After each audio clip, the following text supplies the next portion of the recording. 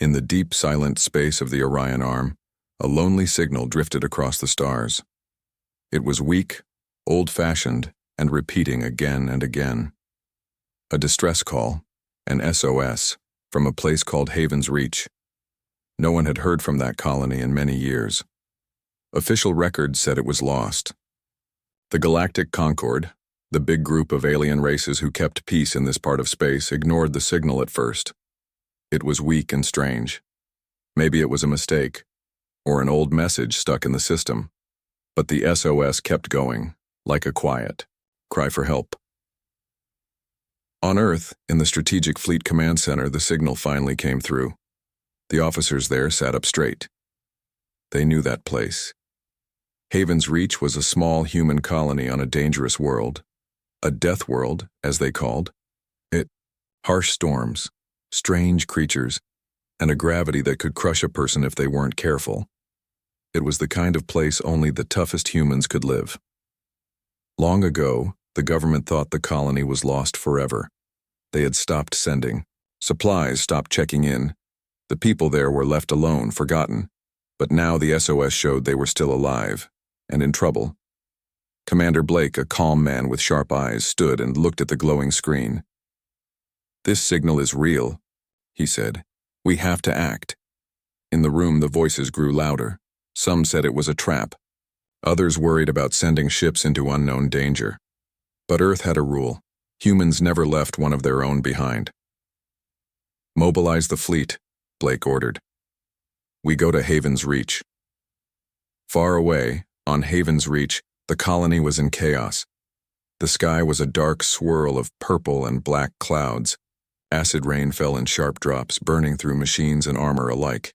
Lightning flashed, lighting up the broken buildings and twisted metal. The ground shook beneath heavy footsteps. Colonists ran through the streets, their faces dirty and tired. Their weapons were old and patched. They fired at strange alien shapes moving in the shadows. The attackers were fast and cruel. They came from the stars with ships that blocked out the sun. The colonists called them the Rizal, an alien race that wanted to take their world. The colonists were few. They had no backup, no hope, only the hard lessons of living on a death world. They knew how to survive storms that could kill a normal person in minutes. They knew how to hide from creatures bigger and stronger than themselves, and they knew how to fight with everything they had. Sarah, a young woman with sharp eyes and steady hands, crouched behind a rusted wall. Her breath came fast. She aimed her rifle at a moving shadow. The Rizal soldiers were closing in. She thought of her family buried in the caves when the first attack came. She thought of her friends fighting side by side. She thought of the SOS signal they sent, hoping Earth would answer. Suddenly, a loud boom shook the ground. An explosion near the colony's communication tower. The lights flickered and died. "We need more time," Sarah shouted. "Keep them away from the comms." The colony's leader, old and strong, nodded. "If Earth doesn't come soon, we're finished." Back in space, Earth's fleet moved fast. Huge ships powered on, engines roaring to life. The fleet was not new or shiny. Many ships were old models, with scratches and dents from past battles. But inside, they were ready. Inside, the crews were the best trained and toughest humans in the galaxy. Captain Reyes stood on the bridge of the command ship, USS Resolute. She looked at the star map, then at the signal source. "We don't know what waits for us at Haven's Reach," she said quietly. "But these are our people. We fight for them." Her crew nodded. They were ready. The Galactic Concord watched with surprise. Alien leaders gathered in the Great Hall on the planet Celestra. They whispered to each other. Humans had not sent a fleet in decades. They had been quiet, almost forgotten. Now they moved fast and strong. "What are they planning?" asked a Rizal delegate, cold and proud. "They come for their lost colony," another answered. "But this may be more than rescue. It may be war." The Concord could only wait and watch. As the fleet crossed the dark space to Haven's Reach, a quiet hope grew on the colony. Sarah and the others fought harder, their hearts burning with a new fire. The signal had been sent, the fleet was coming. "Hold on," Sarah whispered. "Help is on the way." The skies above Haven's Reach were still stormy and full of danger, but far beyond, from the silence of space, the human fleet moved like a shadow, ready to bring strength, hope, and the fury of a species that never gave up. The SOS had been heard, and the story of the Deathworlders was about to change forever. Haven's Reach was a world that tested every living thing. Its skies roared with storms that lasted for days, and its nights were filled with strange, glowing creatures that moved silently through the thick forests. The ground was hard and cracked, making farming difficult. The air sometimes burned the lungs. Only the strongest could live here. Long ago, humans tried to build a colony on this death world. They wanted to explore, to learn, to expand. But the planet fought back. Many colonists died in storms or from strange illnesses. Supplies were hard to send. Communication was slow and difficult. After years of struggle, the government called Haven's Reach a lost cause. They stopped sending ships and food. They stopped checking for messages. The colony was forgotten by most. It became a ghost world in the records, a place too dangerous to care about. But the people there did not give up. They adapted. Sarah, the young woman who had fought in the recent attack, walked through the ruined settlement with her small group. They moved quickly, their eyes scanning the shadows. Every sound made them tense. "This place is harder than we thought," said Jace, an older man with scars on his face. He was one of the first colonists. "We never had help before. Just ourselves," Sarah nodded. "That's why we're still alive."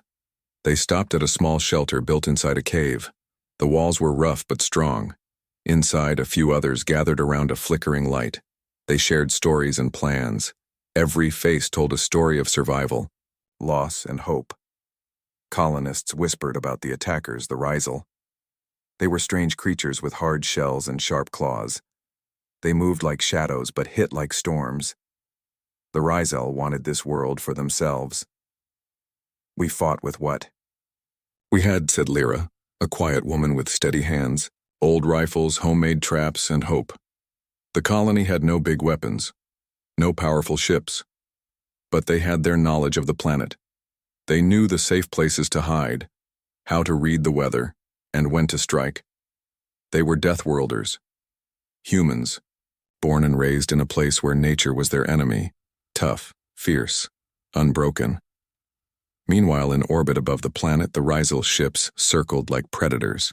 Their commanders believed the humans were weak, simple creatures who would break easily. They sent small forces to take the colony quickly, but the colonists fought back. On the planet's surface, humans used the rocky hills and thick forests as cover. They set traps that exploded when enemies stepped on hidden mines. They moved silently, attacking from behind trees and rocks. Every battle was hard. Every victory was small, but it mattered. One night, Sarah and Jace stood on a cliff overlooking the attackers' camp. Fires burned red, and strange sounds filled the air. Sarah's heart pounded. "We need to hold out until help arrives," she said. "If Earth's fleet doesn't come, we're done." Jace looked at her, tired but determined. "We've survived worse." Back on Earth, Captain Reyes and her fleet moved closer to Haven's Reach. The long journey through space was filled with tension. The crew worked non-stop, preparing weapons, checking systems, and running drills. The command ship, USS Resolute, was the fleet's heart. Its captain often watched the stars, thinking of the people down below. They were strangers to her, but also family. Earth's leaders had chosen this fleet carefully. These ships were not the newest or the biggest, but their crews were some of the best-trained humans in the galaxy. Veterans of past wars, explorers, engineers, and medics. They were ready for anything. "This is more than a rescue mission," Captain Reyes said quietly to her officers. "It's a chance to show the galaxy what humanity truly is." On Haven's Reach, the colony's oldest leader, a man named Marcus, stood at the edge of a crater. The air smelled of smoke and rain. He touched a small pendant hanging from his neck, a symbol of hope and memory. "We may be forgotten," Marcus said to Sarah, "but we are not alone." He explained how the colony had survived years of hardship. They learned to use every part of the land. They built underground shelters to escape storms. They grew strange plants that could survive the acid rain. They taught their children to respect the planet's dangers, not fear them. Our strength is from this place, Marcus said. It made us who we are. Sarah felt a new pride. This was more than just a fight for survival. It was a fight for identity. Suddenly, a loud alarm echoed through the colony's comm center. The Rizal had launched a new attack. Sarah grabbed her rifle. Get ready. They're coming. The colonists rushed to their positions. The sky was filled with dark ships dropping troops like falling stars. The ground shook with heavy footsteps, but the colonists did not run. They stood firm. They fought in the mud and rain, using every trick and tool they had. The Rizal were strong, but the humans were faster, smarter, and more determined. Hours passed. The battle raged on, and the colony held its ground. Far away, on the command ship, a new message arrived. It was faint but clear. The fleet has entered Haven's reach system, Captain Reyes announced. We will arrive soon. On the colony, Sarah heard the news through a crackling radio. Help is coming, she said, her voice steady but filled with hope. Hold on, everyone, we're not alone anymore. The Deathworlders had sent their SOS. Earth had answered. The fight was far from over. But for the first time in a long time, the colony felt the strength of a family coming home. The Rizal soldiers moved like shadows through the broken streets of Haven's Reach. Their sharp claws clicked against the cracked stone, and their eyes glowed faintly in the dark. They were confident, too confident. They believed the humans were weak, scared, and easy to break. But they were wrong. Sarah and her group had prepared carefully. They knew the Rizal had come to capture, to take the colony by force. The aliens expected fear. Instead, they found silence. In a narrow alley, a Rizal captain ordered his troops forward. Find the leaders, break their will, end this. The colonists were hiding, silent, still, and ready. Suddenly, a small explosion shook the alley. It came from a hidden device under the feet of the soldiers. One of the Rizal was thrown back, injured but alive. The others froze, looking around. Sarah's voice came softly from the shadows. You don't know this world. We do. The Rizal sneered, but their faces showed doubt. They moved cautiously now. The Rizal took prisoners. They wanted answers. Where were the humans' weapons? Where was their backup? Why did they fight so hard? But the humans said nothing. Sarah, captured and held in a small cage, met the cold eyes of the Rizal captain. He expected to see fear. Instead, he saw quiet strength. Days passed. The Rizal tried to break their prisoners with threats and questions, but the colonists remained calm. One night, when the camp was quiet, a sudden explosion lit up the sky. The cage where Sarah was held shattered. Flames and smoke rose as the prisoners escaped. From the shadows, Sarah smiled. She had planted the explosives, herself. The Rizal had underestimated the humans' courage and skill. At the same time, far above the planet, the Earth fleet was closing in. Captain Reyes stood on the command bridge, watching the planet grow larger on the view screen. Her face was serious. The reports from the colony told of fierce fighting and strange new tactics. We're dealing with more than a simple rescue, she said to her officers. These people have become warriors, Deathworlders. Her second-in-command nodded. They knew we would come. This is not a trap. Reyes clenched her fists. Then we'll make sure they regret attacking us. Back on the surface, the Rizal tried to regroup. Their commander sent urgent messages to their fleet. Earth's ships were near. They needed to finish the colony quickly. But the humans were everywhere. Small teams moved silently through the jungle, striking and disappearing. They used the terrain like ghosts, fighting with a mix of skill and desperation. Jace, the scarred veteran, led one of these teams. They think this is an easy fight, he said. But they don't know what it means to live on a death world. His team planted traps around the Rizal camp. Mines, nets, and hidden weapons ready to strike. The Rizal captain, furious and frustrated, prepared a final attack. He ordered his ships to begin a full bombardment of the colony's surface. But the humans were ready. Sarah and the colonists evacuated underground shelters, safe from the explosions and fire. They watched the skies as the stars above flashed with human warships. When the first Terran fighters entered the atmosphere, the Rizal ships scrambled to defend themselves. The battle in space was fierce, but short. The Earth fleet was not large, but it was well-trained and determined. They struck quickly and without mercy. Rockets and lasers tore through the Rizal ships. The aliens tried to flee, but Earth's fleet blocked their paths. On the colony, the colonists cheered. Their hope was real now. The help had arrived. Captain Reyes watched the destruction from her bridge. "This is just the beginning," she said. "We will take back what is ours." The Rizal made a mistake they would never forget. They attacked a colony they thought was weak. They captured prisoners they thought were scared. They fought a war they thought would be easy. But the humans on Haven's Reach were not ordinary. They were Deathworlders, born and shaped by a planet that demanded strength and courage every day. And now, Earth's fleet was here. The war was no longer a small fight on a forgotten world. It was a message to the galaxy. Humans do not give up. They do not surrender, and they do not forget. The sky above Haven's Reach darkened as ships appeared suddenly. They did not come quietly or politely. No greetings, no warnings.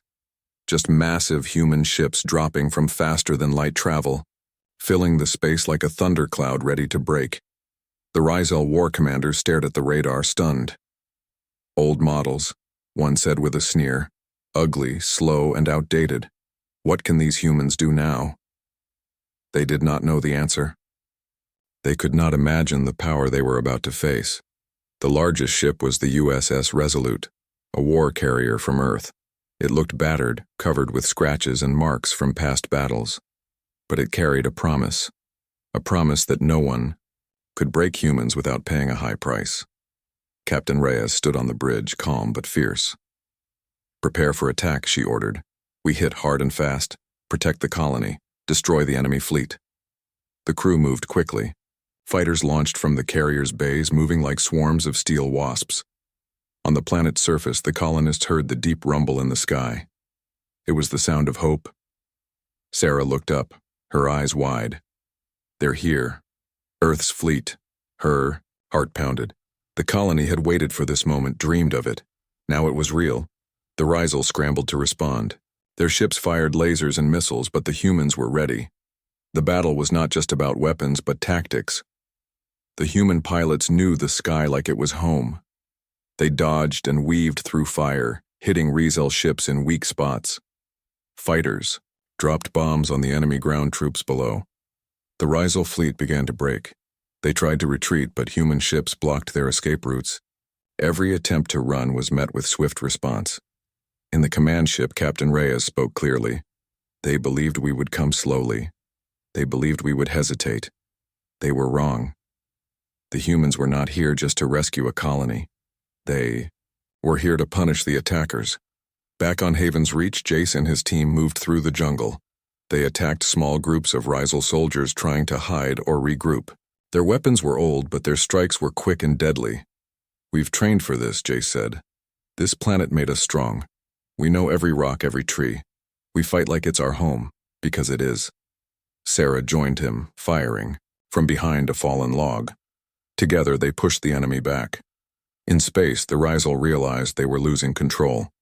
Their commanders sent desperate messages, ordering a full retreat, but human ships had already cut off most exits. One Rizal officer looked at the screens and whispered, "This was a trap. We walked into a death world's fury." The human fleet pressed forward, relentless. Bombers attacked the enemy's supply ships, cutting off their fuel. Fighters destroyed their weapon systems. Heavy ships blasted enemy cruisers into burning wrecks. The battle lasted hours. When the last Rizal ship fled or was destroyed, silence fell. Captain Reyes allowed herself a small smile. "We showed them what it means to fight a human Deathworlder." On the ground, the colonists cheered. The alien threat was pushed back. The skies cleared, revealing stars shining bright above the battered planet. Sarah looked around at the survivors, old and young, soldiers and farmers, all who refused to give up. They were no longer forgotten. The fleet had arrived. The Deathworlders had come home. Far away in the dark of space, the Rysel officers spoke in hushed voices. They underestimated us, one said. They thought we were weak. They learned too late, another answered. They forgot the power of a species forged by survival. The story of Haven's Reach was changing. Not just a lost colony, but a symbol, a warning. The humans did not just fight to survive. They fought to remind the galaxy, if you strike a Deathworlder, you will face their fury. And the fury was just beginning. The stars outside the command ship USS Resolute glimmered cold and distant, but inside, the mood was heavy with history. Captain Reyes stood in the dim light of the briefing room, looking at a large holographic map. The space around Haven's Reach was calm now, but the fleet's presence was a powerful reminder. Why are we so strong? Reyes asked quietly, speaking more to herself than to anyone else. Her second-in-command, Lieutenant Doran, leaned forward. Because we remember, Captain. Earth remembers. Reyes nodded slowly. Earth remembers the wars, the destruction, the fire that once burned our own planet. Long ago, Earth had been a world much like many others, a place of peace and hope. But that peace was shattered by endless wars between nations and factions. Cities turned to ruins. Skies darkened with smoke.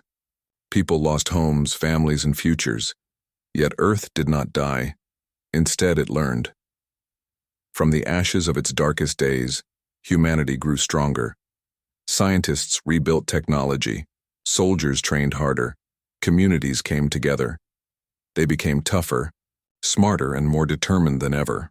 Captain Reyes looked out the window, seeing the distant blue planet floating in the blackness of space. Earth's survival is a story of endurance, she said. Not just of technology or weapons, but of spirit. On Haven's Reach, the colonists lived by that same spirit. Marcus, the colony's oldest leader, gathered with his people around a small fire in a cave. Our planet tested us every day, he said. Storms that could kill, creatures that could hunt us. We learned to live with the danger, to respect it. Sarah listened carefully. She had grown up on this world, toughened by its challenges. She understood what Marcus meant. We didn't just survive, Sarah said quietly. We became stronger. The Ur colony had turned from a forgotten outpost into a community of warriors. Every person was trained to fight and survive. Every child was taught the stories of hardship and courage. They were Deathworlders. Back on the USS Resolute, Captain Reyes called a meeting with her officers. The Galactic Concord ignored Earth for too long, she said. They called us unstable, dangerous, but Earth kept silent, waiting. Her voice grew firmer. Now, we return, not to ask for permission, but to remind the galaxy that humanity is a force to be respected. Her officers nodded, understanding the weight of her words. In the halls of the Galactic Concord, alien leaders spoke nervously of Earth's return. They hid their strength for centuries, said a Rysel delegate, his voice low. But now they come back with fury. Others worried that Earth's fleet was just the start of something greater, something no one could control. The galaxy had always underestimated humans. Now they knew their mistake. Back on Haven's Reach, the colonists prepared for the next battle. Though Earth's fleet had pushed back the Rysel ships, the threat was not over. Sarah trained new fighters, teaching them the skills she had learned over years of struggle. We fight not just for ourselves, she told them, but for every human who survived against the odds. Her words inspired hope and courage. The colony was ready. Captain Reyes watched the stars again. This is our moment, she said softly. The moment to show what it means to be human. To fight not because we want war, but because we must survive. The fleet moved quietly toward the next phase of the battle, a reminder that Earth's memory was alive and burning bright. The story of humanity was no longer one of weakness or fear. It was a story of survival, strength, and hope. The Deathworlders were the living proof, and the galaxy would soon remember why. The forest of Haven's Reach was alive with sound. Leaves rustled, branches snapped, and the distant cries of wild creatures echoed through the thick air. But among the natural noises was something far more dangerous: the silent footsteps of Terran's seer Marines. These soldiers were different. They wore no heavy armor. They carried no giant weapons. Instead, they relied on their training, instincts, and the harsh lessons learned from living on a death world. Captain Reyes had sent them ahead to weaken the Razal forces before the full fleet arrived. These Marines moved like shadows through the jungle, striking swiftly and disappearing before the enemy could react. Jace led one of the teams. His face was stern, his eyes sharp. "Remember," he whispered, "we don't fight like soldiers from a safe world. We fight like Deathworlders with patience, cunning, and courage." The Marines set traps in narrow paths and deep caves. They sabotaged enemy supply lines and captured important prisoners. Every move was a calculated strike designed to confuse and weaken the Rizal. The Rizal commanders grew desperate. Their troops were confused and tired. Supplies were running low. Their ships in orbit could no longer send enough help. In the Rizal camp, the soldiers whispered fears of ghosts, invisible enemies who struck from nowhere. The once proud army was breaking down from within. Sarah and her team fought alongside the Marines. The humans on the surface worked as one, silent, deadly, and determined. One evening, Sarah crouched behind a fallen tree, watching the campfire of a Rizal patrol. Her heart pounded, but her hands were steady. When the moment came, she signaled, and the Marines moved in. The attack was quick. Rizal soldiers were taken by surprise. Within minutes, the patrol was destroyed, and the prisoners were freed. Back in space, Captain Reyes coordinated the final moves of the fleet. Ships moved into strategic positions, blocking any chance of Rizal escape. "Today," she said over the ship's intercom, "we finish what we started. We show the galaxy the price of attacking a Deathworlder." Her crew responded with quiet determination. The final battle was fierce. The Rizal fought desperately, but they were no match for the combined strength of the Terran Marines and the fleet above. Ships exploded in fiery bursts. Ground troops were pushed back. The Rizal commanders tried to negotiate peace, but the humans had no interest in mercy for those who started this war. The colony's leader, Marcus, watched from the safety of the cave. "This is our reckoning," he said softly. "The moment we prove our place in the galaxy." Sarah stood beside him, bloodied but unbroken. "We are Deathworlders. We survive. We fight. We win." The Rizal fleet was destroyed or forced to retreat. The remaining alien soldiers surrendered or fled into the jungle. The war was over. But the message was clear. Humanity had returned to the galaxy not as victims, but as warriors. They were stronger than anyone had guessed, and the Deathworlders of Haven's Reach had become legends. The battle was over, but its effects echoed across the galaxy. Haven's Reach was no longer just a forgotten colony. It had become a symbol of human strength, endurance, and the power to survive against all odds. The once quiet Deathworld now shone as a beacon of hope and warning. Captain Reyes stood on the bridge of the USS Resolute, looking out into space. The stars twinkled like silent watchers, as if the universe itself was paying attention to what had happened here. The Galactic Concord sent envoys to Earth. This time, they came not with suspicion or fear, but with respect and a request. They wanted humanity to return to the Galactic Council, to join as equals. It was a chance for peace, a chance for cooperation, a chance for humanity to take its place in the larger galaxy. On Haven's Reach, Marcus gathered the colonists in the central square. The people were tired, scarred, but proud. "We survived," Marcus said. "We fought when others forgot us. Now the galaxy knows our name." Sarah stood beside him, her gaze strong and clear. "We are Deathworlders. We are human. And we will never be ignored again." The crowd cheered, their voices rising like thunder across the hills. Far away in the dark reaches of space, The Rizal Dominion reconsidered their future. Their leaders held urgent meetings. The war with humans had cost them dearly. Ships destroyed, soldiers lost, pride wounded. One Rizal commander spoke quietly. "We attacked a death world. We awoke a force we cannot control." The Dominion decided to pull back from their plans of expansion. They sent messages of truce and peace. Back on Earth, the fleet prepared for a new mission, not war, but diplomacy. Captain Reyes addressed her crew. "We fought hard to protect our own. Now we have a chance to build something better, a galaxy where humans are respected." Her voice was calm, but full of hope. A beacon was placed near the edge of Rizal space, glowing softly in the darkness. It was a message, a warning. Next time, call for help, not conquest. The story of the Deathworlders spread far and wide. Humans were no longer the quiet survivors of a forgotten colony. They were warriors, explorers, leaders. And the galaxy watched. Sarah looked up at the stars from the surface of Haven's Reach. The storms were calm tonight. The creatures of the forest were quiet. She smiled. The fight had changed her world. It had changed humanity's place in the universe.